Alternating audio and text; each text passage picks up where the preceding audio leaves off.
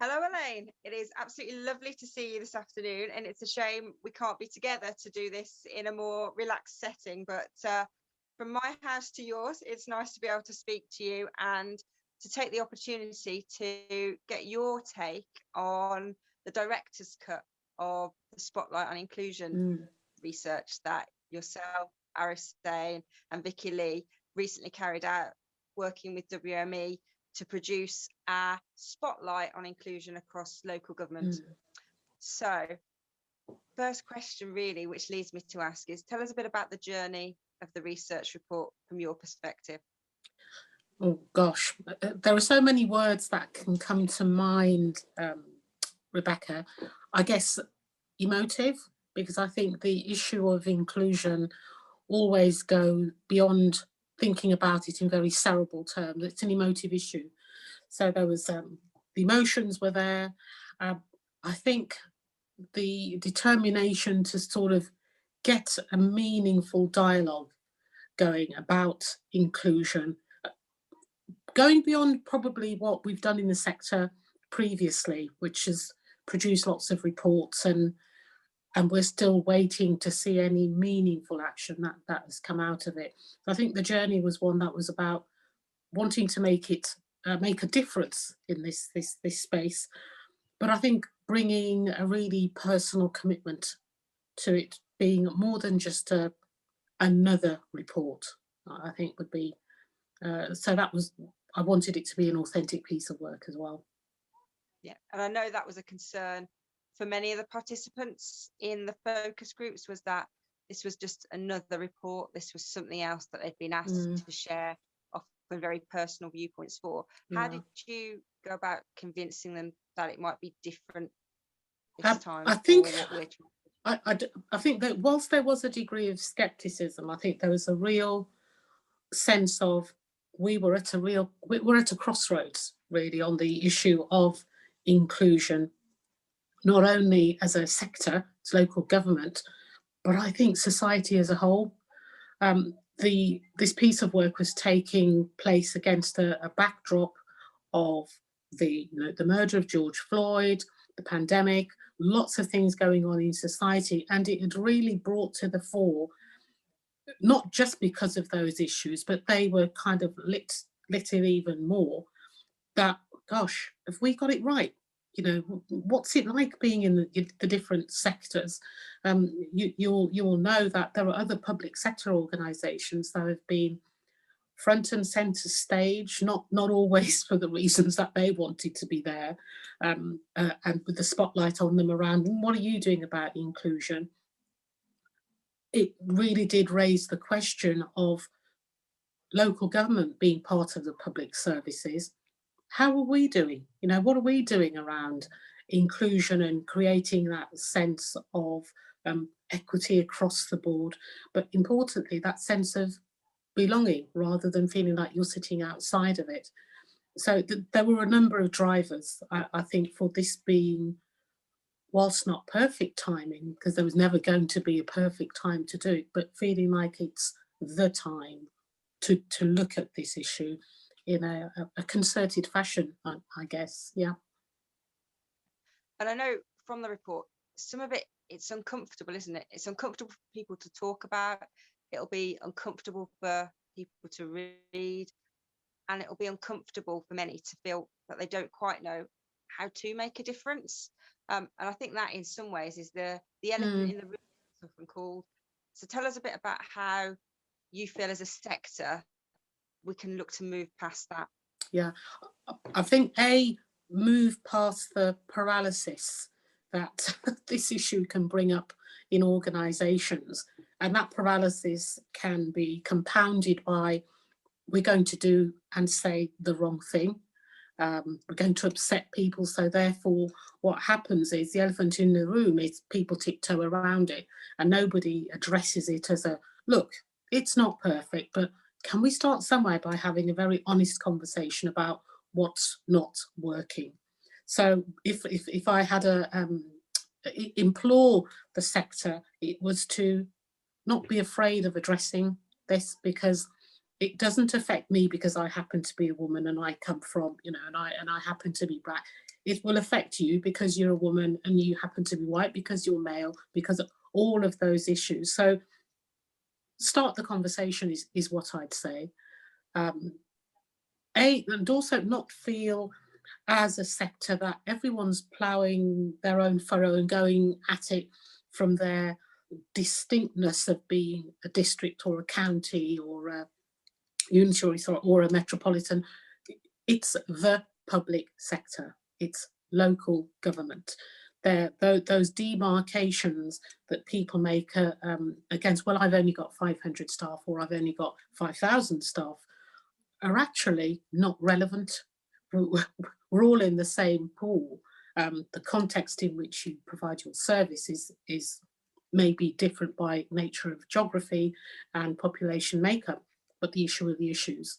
So I guess the other thing that I would say is the importance of working across boundaries and being collaborative, and also being brave and courageous leadership. And that brave and courageous leadership involves saying, I do not have all of the answers. Yeah, I don't know. And being able to say legitimately and authentically to your neighbour authority, can we work together on this? Can we do this together? So collaboration is key. And I think the issue is around ensuring you hear all of the voices that are part of this agenda, part of this issue. If we start doing everything that we do and thinking it's got to look perfect, we're not looking for perfection. What we are looking for is an even playing field, a genuine engagement around the issue, a preparedness to sit with some of the discomfort, because some of the messages in the report are rather stark. And I guess the immediate response might be to feel that surely it's not that bad. Sure that they're exaggerating, or I think we've overdone this issue. I think we need to move on to something else. My response to perhaps people, or organisations who may take that view is 60 odd years on from the first piece of equality legislation that was focused on disability, we're still discussing the issue of disability.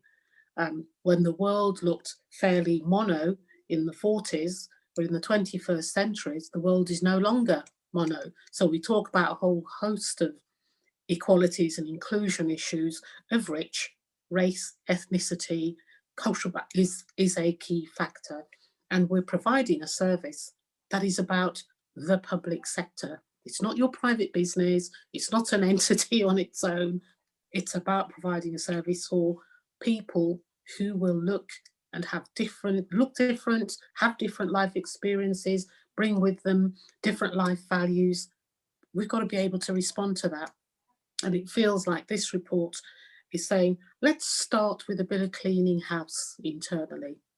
Let's start and give it an internal flavour. And I know from the research, we felt like we scratched the surface. There was so much more we could have expanded the research to cover, and there was a natural desire to always want to speak to more people. Yeah. Tell us a little bit about how you feel this research is just the starting point. What other areas? If we'd had the opportunity, Rebecca, we'd still be doing it, because as we went along, there was a question in my mind about, how well have we been able to represent the voices of people with disabilities in a meaningful way? How well have we been able to represent the voices of people with neurodiversity, different learning needs? How well have we represented issues around sexuality and so on? And we come to this issue of intersectionality. So whilst there may be an argument which says, God, you've really focused on race, within that race or ethnicity conversation is the issue of disability, is the issue of sexual orientation, is the issue of neurodiversity, age, all of those other things. We've only scratched the surface. So I would not want the sector to feel that, oh, we've done it now, we can move on. We've all seen lots of reports that have come along over the years, and some have become dusty tones, some have become door stoppers, some have been that thing you almost pull out as your party piece, and there was this report. And I don't want this piece of work to be another one of those. I think that the call to action for the sector is, let's not leave it for the next time somebody says, oh, we're going to do a piece of work, that people metaphorically roll their eyes and go, yeah, right. This is a brilliant opportunity for where we are as a sector, as a region, as a country, society as a whole, to actually grasp this, because we are all impacted by the delivery of public services. And if we don't start from the outside in, we can't get the inside out right. There has to be Absolutely. both of those things that are going on at the same time. Absolutely. And I think there's an area which is around the impact that having a workforce which perhaps doesn't feel a sense of belonging and that they're not included can have on that service delivery. That's an area we didn't get to explore in great detail, but from your experience, tell us a bit about how you can see that play out. How can inclusion add to better service delivery, really, for any service in local government? Yeah, in lots of ways. And I think it comes down to the issue of authentic engagement. And engagement and consultation are not the same thing. You can consult with me, but you've not engaged with me. So authentic engagement and consultation. I think really listening to what your service users, your communities are saying to you, and equally, what the staff who are providing that service on your behalf are equally saying. So I think there's an important symbiotic relationship between the two. And I think in policing, they talk about the community of the police and the police of the community. The same goes in local government. You know, we are the providers of the service and we are users of the service. And if we're not getting that right, then I think we've lost the reason for being, really. How can people have confidence in us if they feel that we're not truly representing them, or that they are not truly represented? And that includes who's in your organisation, where are they situated? And I'm not saying anything here that perhaps people haven't heard before. It's in lots and lots of reports. And I guess if we'd got it right, you and I would not be having this conversation. So there's some work to do. Yeah, and I think the report, for me, there's a lot of hope within there, specifically in the recommendations, that we can carry that transformation forward. And I think coupled with the way the world has changed over the past 12 months gives us new opportunities. I think the reputation of local government is enhanced in communities. I think the way we're working virtually allows more collaboration between organisations. And I think people are motivated to see how quickly change has happened in other areas, that they start to question, why can't change happen this quickly around inclusion? So I think we've got all the right ingredients there for us to take forward. My hope is that the recommendations in this report are going to be a real catalyst for that. So just tell us a bit about which recommendations in the report you think are really the ones which are going to drive the greatest change. I think real rigour around metrics. And what is it? You cannot measure what you don't collect. So I think for all authorities to be looking at what do we really know and what is it based on? If it's purely anecdotal, that's one thing, but you need the hard facts that sit behind it. So I think reviewing HR, people metrics, workforce metrics is so important, and to do that in a consistent way across the region. One of the things we found as we kind of got into the research was it was either a yawning gap, a little bit of something but not particularly robust, through to some really comprehensive data that some authorities had. The bit of a spray and pray approach probably will not serve us well going forward. So we must firm that up quite a lot. So I think metrics is one.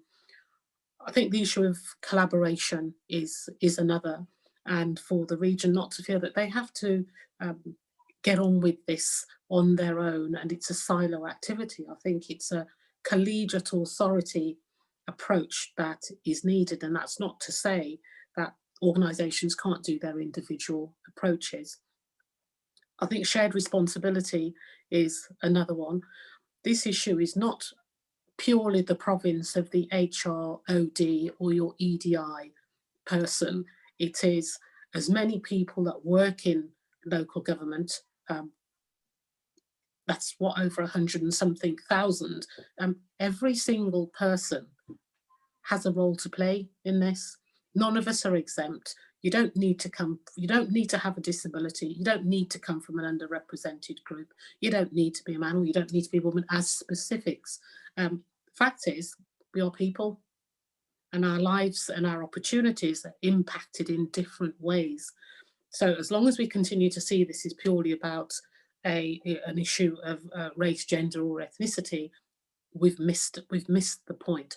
Those issues are important and have become quite prominent because it's been where we've seen the greatest disproportionality. So I wouldn't want to make any less of that, but it involves all of us, and all of us have a role to play in how we generate a genuine conversation, but not just talk about it, do it.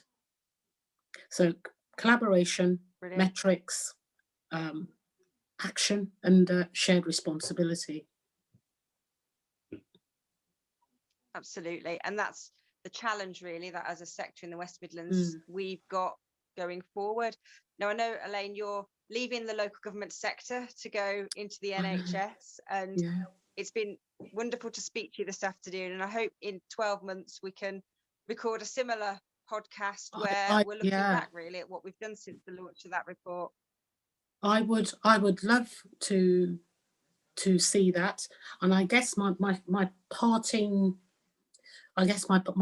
challenge to the sector is I would feel really disappointed if in 12 months' time, in 2 years, 3 years, I'm sitting here having a similar conversation with you about why haven't we done this in local government. It'd be really disappointing, and I think it makes little of some of those very personal, very important, very relevant experiences that people shared in this process to get us to this point.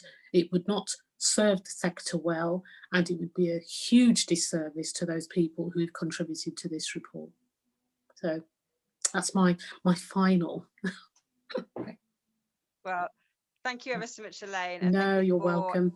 Everything which you've done to bring that research really to its conclusion for us. So thank you ever so much, and look forward to working with you in the future as a partner really across the public sector and the NHS. Yeah, look forward to it. Thanks, Rebecca. Thank you.